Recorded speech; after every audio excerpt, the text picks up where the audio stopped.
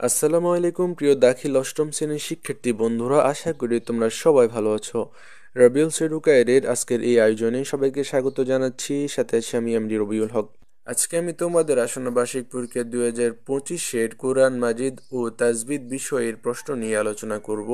তার আগে বলে রাখি, নতুন নতুন এই ধরনের ভিডিও পেতে আমাদের চ্যানেলে সাবস্ক্রাইব করে বেল আইকনটি বাজিয়ে দিও। আর যারা ইতিমধ্যে সাবস্ক্রাইব করেছো তোমাদের অসংখ্য ধন্যবাদ। তো চলে আসি আমাদের মূল আলোচনায়। প্রিয় শিক্ষার্থী বন্ধুরা, শুরুতে আমি তোমাদের কোরআন মাজিদ ও তাজবিদ বিষয়ের এমসিকিউ নিয়ে আলোচনা করব। তো 1 নম্বর প্রশ্নটি হচ্ছে, অনুমতি ছাড়া কারো গৃহে প্রবেশ করা শরীয়তের কোন হুকুমের লঙ্ঘন? এটির উত্তর হচ্ছে খ, ওয়াজিব। 2 নম্বর প্রশ্নটি হচ্ছে, বেগানা নারীর প্রতি দৃষ্টিপাত করার হুকুম কি?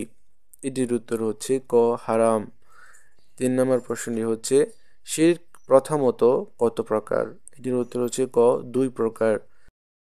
4 নম্বর প্রশ্নটি হচ্ছে, পিতামাতার হক আদায় করার হুকুম কি? এটির উত্তর হচ্ছে ক, ফরজ।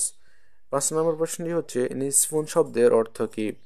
এটির উত্তর হচ্ছে খ, অর্ধেক। 6 নম্বর প্রশ্নটি হচ্ছে, আদলুন শব্দের অর্থ কি? এটির উত্তর হচ্ছে ঘ, ন্যায়পরায়ণতা। 7 নম্বর প্রশ্নটি হচ্ছে, আমানত ফেরত না দেয়া শরীয়তের কোন ধরনের হুকুমের লঙ্ঘন? এটির উত্তর হচ্ছে গ, ফরজ। 8 নম্বর প্রশ্ন হচ্ছে, তয়্যিবুন শব্দের অর্থ কি? এটির উত্তর হচ্ছে ক, পবিত্র। 9 নম্বর প্রশ্নটি হচ্ছে, সৎ কাজের আদেশ ও অসৎ কাজের নিষেধ করার হুকুম কি? এটির উত্তর হচ্ছে ক, ফরজ। এরপরে 10 নম্বর প্রশ্নটি হচ্ছে, ইস্তেকামাহ এর পুরস্কার কি? এটির উত্তর হচ্ছে ক, জান্নাত।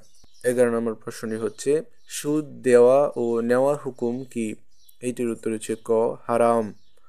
12 নম্বর প্রশ্নটি হচ্ছে, নিফাক কত প্রকার? এটির উত্তর হচ্ছে ক, 2 প্রকার। 13 নম্বর প্রশ্নটি হচ্ছে, শিরকে আজিম কত প্রকার? এটির উত্তর হচ্ছে গ, 4 প্রকার। 14 নম্বর প্রশ্নটি হচ্ছে, মুনাফিকরা কাদেরকে ধোঁকা দেয়? এটির উত্তর হচ্ছে ঘ, আল্লাহ ও মুমিনদেরকে। 15 নম্বর প্রশ্নটি হচ্ছে, রিবা এর হুকুম কি? এটির উত্তর হচ্ছে ক, হারাম। 16 নম্বর প্রশ্নটি হচ্ছে, ওয়াকফ শব্দের অর্থ কি? এটির উত্তর হচ্ছে গ, থেমে যাওয়া।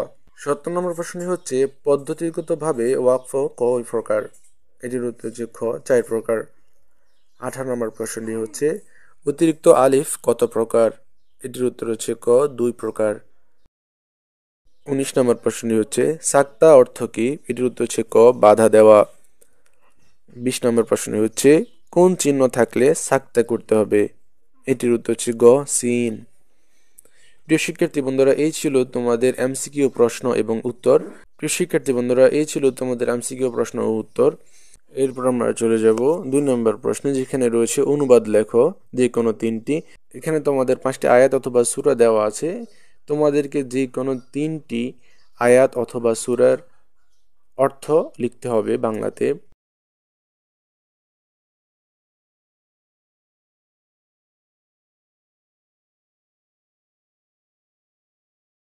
এরপরে রয়েছে 3 নম্বর প্রশ্ন, যেখানে রয়েছে নিচের প্রশ্নগুলো উত্তর দাও যে কোনো 3টি। এখানে তোমাদের জন্য 5টি প্রশ্ন রয়েছে। কতে রয়েছে একটি আয়াত যার শানে নজুল লিখতে হবে। খতে রয়েছে হিজাব পরিধানের নিয়ম ও শর্তাবলী লেখো। 3 নম্বর প্রশ্ন হচ্ছে, ইসলামে নারীর মর্যাদা উল্লেখ করো। এরপর রয়েছে আদল এর পরিচয় ও উপকারিতা সমূহ লেখো। এরপর রয়েছে মুনাফিকের আলামত সমূহ লেখো। এরপরে 4 নম্বর প্রশ্নটি হচ্ছে, তাহকিক করো যে কোনো 5টি। এখানে প্রায় 7টি ওয়ার্ড রয়েছে, যেগুলোর 5টির তাহকিক করতে হবে। 5 নম্বর প্রশ্ন হচ্ছে, তারকিব করো যে কোনো একটি। এরপরে 6 নম্বরে রয়েছে, হরকতসহ মুখস্থ লেখো যে কোনো একটি। এখানে 2টি সূরা দেওয়া আছে, সূরা আল আলা আর সূরা আল গাশিয়া। এখানে 2টি সূরার যে কোনো একটির 5 আয়াত হরকতসহ মুখস্থ লিখতে হবে। এরপরে 7 নম্বরে রয়েছে, নিচের প্রশ্নগুলো উত্তর দাও যে কোনো 2টি। এখানে 3টি প্রশ্ন রয়েছে, যেমন ওয়াকফ কাকে বলে, ওয়াকফ কত প্রকার ও কি কি লেখো। এরপর রয়েছে, আলিফ জায়েদা কাকে বলে, অতিরিক্ত আলিফ কত প্রকার ও কি কি উদাহরণ সহ বর্ণনা করো। এরপর রয়েছে, সাক্তাহ কাকে বলে, কোরআনে কত স্থানে সাক্তা করা হয় আয়াত সহ উল্লেখ করো। 8 নম্বর প্রশ্নই হচ্ছে নিচের শব্দসমূহের দাগ দেওয়া অংশের তাজভিদের কায়দা নির্ণয় করো। এখানে প্রায় 60টি শব্দ বা হরফ রয়েছে, যে কোনো 5টির তাজভিদের কায়দা তোমাদের নির্ণয় করতে হবে।